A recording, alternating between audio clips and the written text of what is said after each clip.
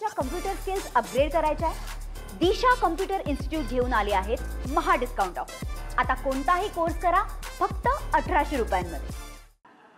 अनेक प्रश्न आहे। मला एकाने विचारलं महानगरपालिकेची निवडणूक कधी होणार। मी म्हणलो मला आजही शंका आहे की महानगरपालिकेची निवडणूक होईल का नाही। त्याचं कारण असं आहे, एक हाती सत्ता वापरायला मिळाली असेल तर नगरसेवक कशाला पाहिजे। अख्ख्या महाराष्ट्रातलं प्रशासन जर आपल्या हातामध्ये असेल तर मुंबई सारख्या महाराष्ट्र राज्यातल्या सर्वात जास्त अशा उत्पन्न असणाऱ्या महानगरपालिकेत पुणे असेल, मुंबई असेल, नवी मुंबई, ठाणे, नाशिक अनेक महानगरपालिकेमध्ये त्यांना पाहिजे तसे कायदे जर बनवायचे असतील तर त्यांना निवडणुकीची गरज लागेल असं मला वाटत नाही। आणि निवडणूक लागली तर निवडणूक कशी जिंकायचं याच्याबद्दलचं प्रचंड अभ्यास हा भाजपकडे आहे आणि विशेषतः राष्ट्रीय स्वयंसेवक संघाकडे आहे। आमची लढाई इथे आहे। एका बाजूला पूर्वीच्या निवडणुकीच्या राजकारणाची समीकरणं बदलली, जिथं नेत्यांचा असलेला विचार विचारायला जायचा। चव्हाण साहेबांचा महाराष्ट्र, वसंतदादांचा महाराष्ट्र, वसंतराव नाईकांचा महाराष्ट्र बोलला जायचा। पुरोगामी विचाराचा महाराष्ट्र होता। ज्या महाराष्ट्रावर गेल्या ऐतिहासिक काळापासून आक्रमण करण्याचा अनेकांनी प्रयत्न केला तर महाराष्ट्राचा स्वाभिमान कधी बुडला नव्हता, मोडला नव्हता।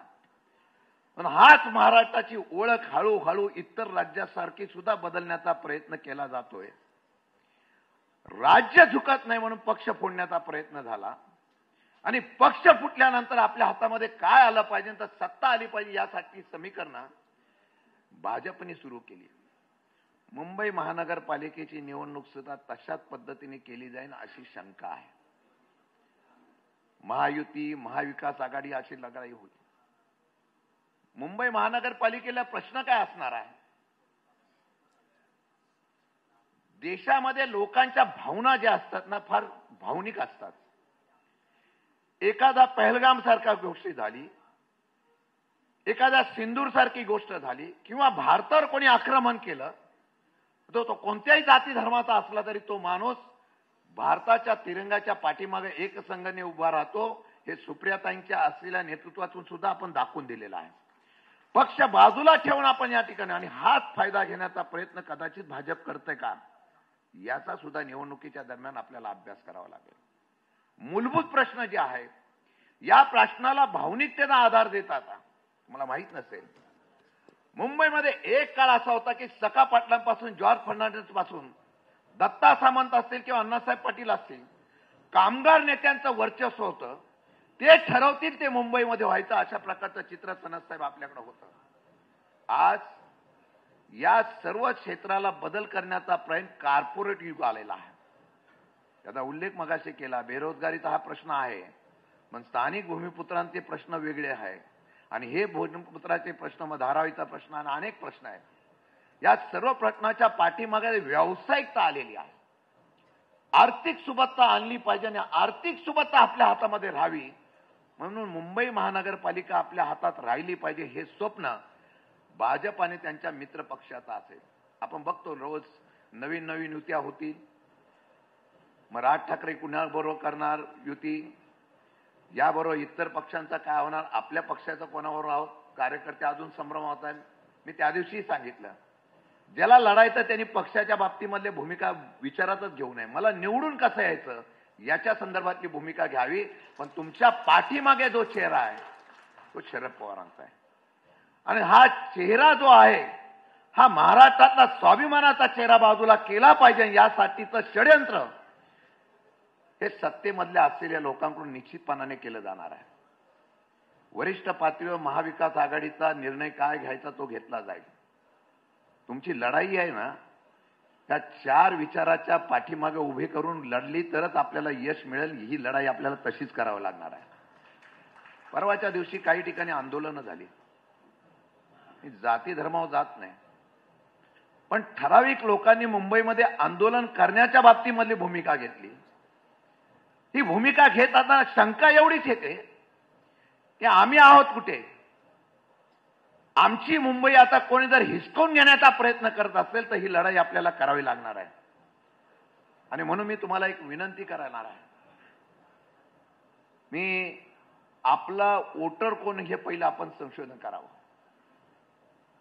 प्रत्येकाच्या वार्डामध्ये आपला मतदार कोण आहे.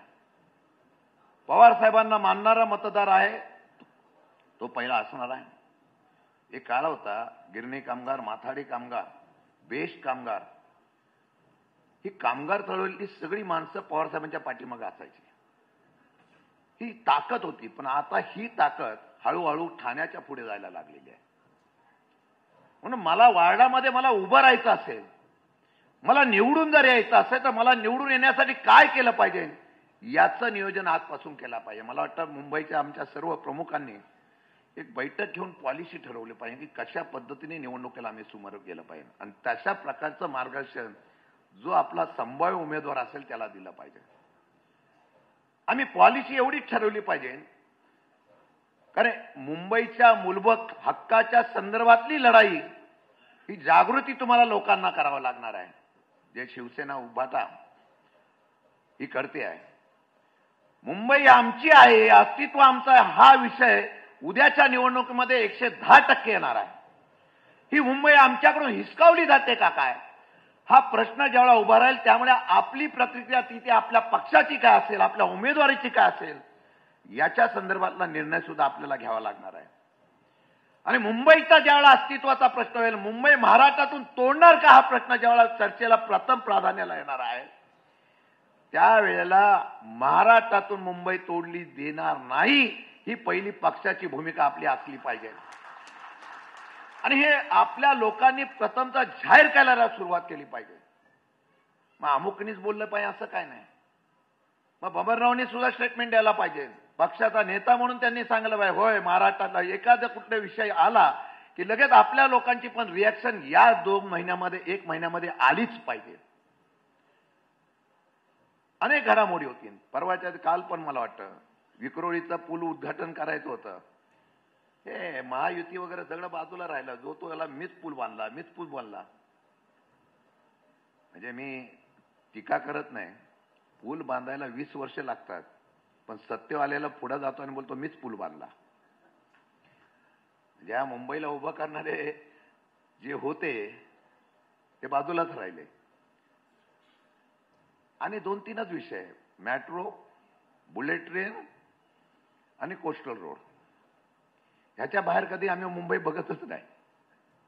पण या मुंबईमध्ये 20-20, 40-40 माळ्याच्या इमारती बांधायला गेल्या. ज्या लालबाग परेलमध्ये आम्ही कधी बघत होतो की आमच्या चाळी दिसायच्या, हल्ली ह्या चाळी गायब व्हायला लागल्या. हा व्यवसाय आहे. आणि हा व्यवसाय असा आहे की धारावी आपल्याकडे का असावी, त्यासाठी सत्तेचा उपयोग का केला जातो, कारण इथून मिळणारी माती सुद्धा सोन्याच्या भावाने विकली जाते. त्यामुळे मुंबईवर भविष्य काळातल्या राजकारणाची लक्ष असणार आहे. आमचं टार्गेट काय असणार आहे, सामान्य माणूस.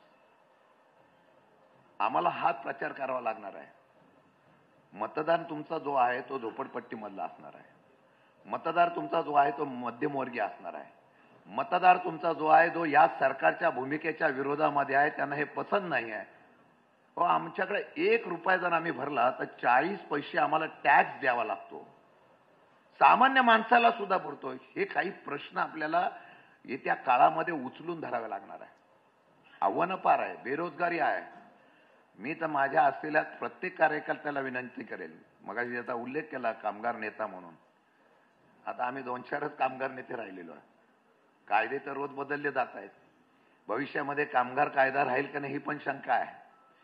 परंतु कामगारांच्या अनेक अडचणी आहेत, तिथे जाऊन आपला माणूस पोहोचला पाहिजे. कॉर्पोरेटमध्ये कामगार संघटनाच नाही. परवाच्या दिवशी एअरपोर्टमधल्या भारतीय कामगार सेना अनेक दिग्गज कामगार सेनेतल्या अदानीच्या असलेल्या कामामधून सर्रास 250 लोकांना एका झटक्यात काढून टाकलं. काय केलं बिचाऱ्यांनी? कायदा पाठीमागे नाही, यंत्रणा पाठीमागे नाही, पोलीस पाठीमागे नाही. हा भावनिक विषय आहे.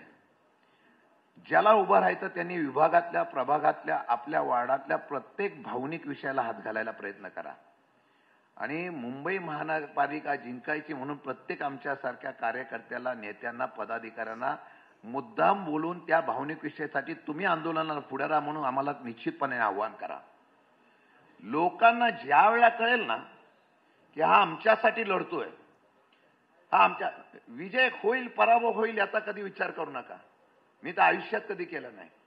म्हणजे बरीच मला ओळखतात. मी माझगावला राहायचो ताडवाडीमध्ये, आणि माझगाव ताडवाडीमध्ये राहताना मी आमदार होईल का नाही मला स्वप्नात माहित नव्हतं. मी 5 वेळा आमदार होईल, 1 वेळा मंत्री होईल, खासदारकीला लढून छत्रपतींच्या विरोधामध्ये लढताना संघर्ष करेल मला कधी माहित नव्हतं. मग माझ्या पाठीमागे हा नेता होता, सामान्य जनता होती. ज्यावेळेला एवढं मोठं वरदस्त असलेलं नेतृत्व तुमच्या पाठीमागे आहे ना, त्यावेळेला पराभवाचा विजयाचा कधी विचार करू नका. पण तुमची नाळ ज्यावेळेला सामान्य कार्यकर्त्याबरोबर बांधली जाईल, येत्या 1 महिन्यामध्ये असा प्रोग्राम ठरवा की त्या प्रोग्राममध्ये वार्डातला, विभागातल्या असलेल्या प्रश्नासंदर्भाने अधिकारी, कर्मचारी वगैरे सगळे साहेबांना किंमत देणारे आहेत. म्हणजे मी कधी कधी मला आनंद वाटतो, जर मी मंत्री नसलो ना, पण फोन केला ना तर एखादा अधिकारी बोलतो, साहेब करतो काम. ही आमच्या नेत्याची ओळख आहे. माझी विनंती आहे, वार्डामध्ये जायचं, महानगरपालिकेच्या, शासनाच्या कुठेही असलं त्या प्रश्नासंदर्भात जाऊन भेटायचं. कोणाचंही काम असलं तरी लगेच जाऊन भेटायचं. शिवसेनेची वाढ कशी झाली हो? हा काय व्यासपीठावर शिवसेनेचा इतर पक्षाचा नाही. शाखेमध्ये ज्यावेळेला अशा प्रक्रिया सुरू झाल्या की हळूहळू माणसाच्या मनामध्ये एक विश्वास निर्माण होतो. राष्ट्रवादीची सुद्धा तीच विश्वासार्हता निर्माण करण्याचा प्रयत्न आपण करूया. आम्ही कधी बघतो मुंबईमध्ये आपल्याला यशच येणार नाही, कशाला मुंबईला जास्त बघावं, ही आमची मानसिकता नेते मंडळीपासून सगळ्यांची झालेली आहे. पण ती मानसिकता जर बदलायची असेल ना तर कार्यकर्त्याला ताकद दिली पाहिजे. मला एकाने विचारलं काय झालं, बोले निवडणुका का झाल्या नाही. मी जोपर्यंत लोकसभा आणि विधानसभेच्या निवडणुका होत नाही तोपर्यंत हे लोक निवडणुका घेणार नाही. का? त्यांना माहिती आहे भाजपला त्यावेळेला जर पार्टीच्या अगोदर निवडणुका घेतल्या असत्या तर पूर्णपणाने पक्षाला उमेदवार म्हणून जो भरायला तो पक्षाची प्रामाणिक राहिला असता आणि पार्टी बांधली गेली असती. पक्ष बांधला गेला असता तर आपोआप 20% जनता ही विरोधात असते आणि आपली 10% आपण टफ फाईटला गेलो असतो. म्हणून भाजपनी जाणीवपूर्वक लोकसभा, विधानसभा होईपर्यंत स्थानिक स्वराज्य संस्थेच्या निवडणुकाच होऊन दिल्या नाही. आणि म्हणून ह्या सर्व गोष्टीचा विचार करता आपण किती जागा लढवायच्या आणि किती जागा लढवल्यानंतर मी तिथे निवडून येणार. मी तुम्हाला एक सांगतो, आपले 10 येऊ, 20 येऊ, 30 येऊ, पण ते निवडून आल्यानंतर ते किंग मेकर बनले पाहिजे. आणि एवढी ताकद पवार साहेबांची उभा करण्याचा प्रयत्न आपण करूया. मी मगाशी कांबळे बिंबळेंना बोललोय, मला बोलवा. आणि मला पश्चिम महाराष्ट्रातले ओळखतात आणि गल्ली बोळातले चांगले वाईट दोघे ओळखतात. साम दाम दंडभेद वापरल्याशिवाय निवडणूक होत नाही हल्ली. आरेला कार्य केलंच पाहिजे. कधी कधी आमच्या पक्षामध्ये असं पण म्हणतात, अरे असं बोलू नका, ज्यांना भाषा जशी कळते तसंच बोलावं लागतं. आणि कार्यकर्त्याला काय वाटतं की आम्हाला ताकद कोण देणार. जोपर्यंत तुम्ही नेत्यांकडे स्वतःहून जाऊन सांगत नाही, तर माझा हा प्रश्न आहे. आणि मला वाटतं की पवार साहेब एक असं व्यक्तिमत्व आहे की साधा कार्यकर्ता गेला आणि त्यांनी जरी सांगितलं मला पवार साहेब असा प्रश्न आहे, मला जेवढ्या भागासाठी, लोकांसाठी न्याय देण्यासाठी फोन करा, साहेब 1 मिनिटामध्ये साहेब त्याप्रमाणे निर्णय घेतात. हे तुम्हाला पण पाहायला मिळत आहे. माणसाला जो कार्यकर्ता आपला जो आहे त्या कार्यकर्त्याला मी पवार साहेबांपर्यंत पोहोचतो, हे चांगलं काम घेऊन जाण्याची संधी आहे. ते जाण्याची संधी आल्यानंतर त्या कार्यकर्त्याला वाटतं की याच माझ्या नेत्याने माझ्यासाठी फोन लावला, तो दुपटीने तो काम करायला पळण्यास सुरुवात करतो. आणि म्हणून मला वाटतं बबनजी, आपण रवींद्रजी एक काम करावं. 1 महिन्यामध्ये मुंबईच्या प्रश्नाच्या संदर्भामध्ये जे जे प्रश्न येत असतील आणि ते जिनियन असतील, भागातले असतील, ते पवार साहेबांपर्यंत त्या कार्यकर्त्याला घेऊन पोहोचवण्याचं काम करा. मग त्या कार्यकर्त्याची हिंमत बघा. तो 2-4 कार्यकर्ते घेऊन जर गेला आणि पवार साहेबांच्याकडे घेऊन फोन जर गेला, मला वाटतं की तो निवडणुकीतली 25% लढाई जिंकेल.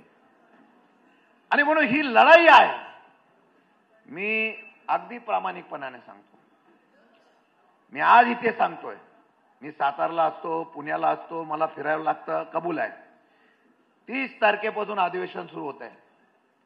ज्याला ज्याला वाटतंय त्याला कुठलेही प्रश्नाचो काय अडचण आहे किंवा आमच्या नेत्यांनी आम्हाला सूचना करून द्या, काय नाही शिंदेसाहेब तुम्हाला इथे जावं लागेल, शिंदेसाहेब यांचा हा प्रश्न आहे तुम्हाला तिथे जावं लागेल. आणि तुमच्या भागामध्ये IT वगैरे फार कंपन्या आलेल्या आहेत. तुम्ही घ्या ना तिथल्या स्थानिक मुलांचे अर्ज आणि त्या कंपनीला भेटा. नाही भेटलं तर त्यांना मला इथली लोक आहेत तुम्हाला निवेदन देतो, वाटतं आम्हाला बोलू, आम्ही त्यांना विनंती करू एकदा. आणि अशा पद्धतीचं काम आपण केलं तर मला वाटतं की चांगल्या प्रकारचं या ठिकाणी होईल. मला वाटतं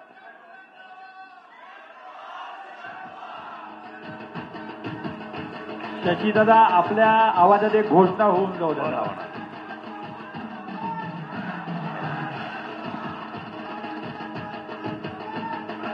साऊंड म्युझिक. मी आवाज देतो, आवाज मुंबईचा आवाज दणाणला पाहिजे. महाराष्ट्राचा बुलंद आवाज, अरे महाराष्ट्राचा बुलंद आवाज. देश करेचा कैसा हो,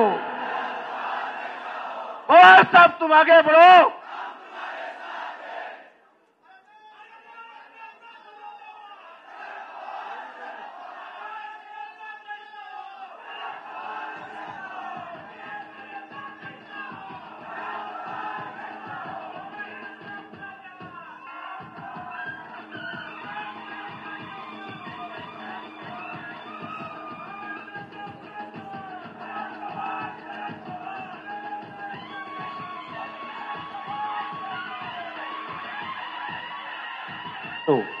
शशीदादा आपला हृदय सत्कार आम्ही इथे करत आहोत मुंबईच्या वतीनं. आपले 2 शब्द बाकी झाल्यानंतर फक्त आपल्याला जाणीव असावी म्हणून बोल. आपणा सर्वांना विनंती करतो, आपणा सर्वांना नम्र विनंती आहे की आपण जिथे आहात त्या जागेवर शांत चित्तेने बसायचं आहे. कुणीही गदारोळ करू नका. आदरणीय पवार साहेब या ठिकाणी आलेले आहेत. मी माझं भाषण थांबवताना एकच सांगणार आहे, साहेब आपण यायच्या अगोदर मी या ठिकाणी कार्यकर्त्यांना आणि पदाधिकाऱ्यांना काही सूचना केल्या आहेत. मुंबई महानगरपालिकेच्या निवडणुकीच्या माध्यमातून कशा पद्धतीने काम करावं, माझ्या नेत्याचा आदर्श कसा असावा याच्या सूचना केलेल्या आहेत. फक्त आपण यायच्या अगोदरच मी भाषणाला परवानगी एवढ्यासाठी मागितली की मोकळेपणाने मला कार्यकर्त्यांशी संवाद साधायचा होता. आणि त्यामुळे मी आपल्या सर्वांना विनंती करणार आहे, साहेबांना सुद्धा आम्ही सांगितलंय, मी असेन, जितेंद्र आव्हाड असतील, आम्ही बरेच पदाधिकारी असतील, साहेब 30 जून पासून आमचं अधिवेशन सुरू होत आहे.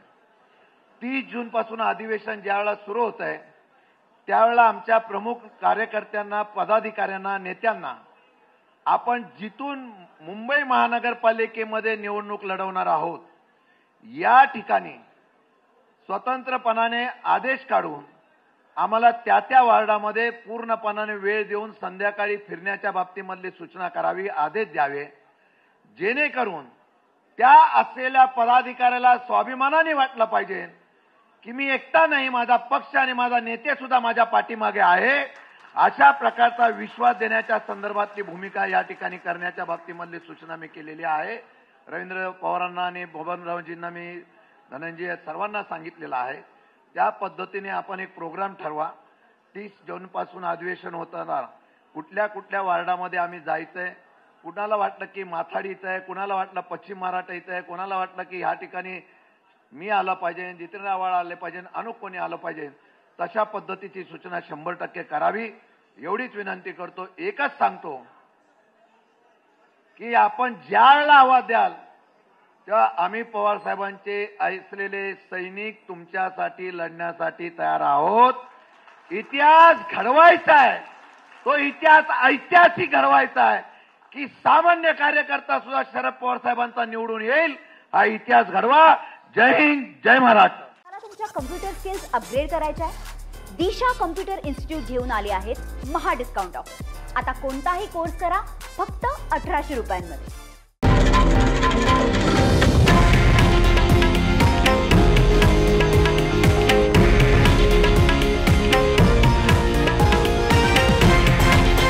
हे आहे देशातील नंबर 1 न्यूज नेटवर्क आणि आपण पाहत आहात TV9 मराठी, एकमेव.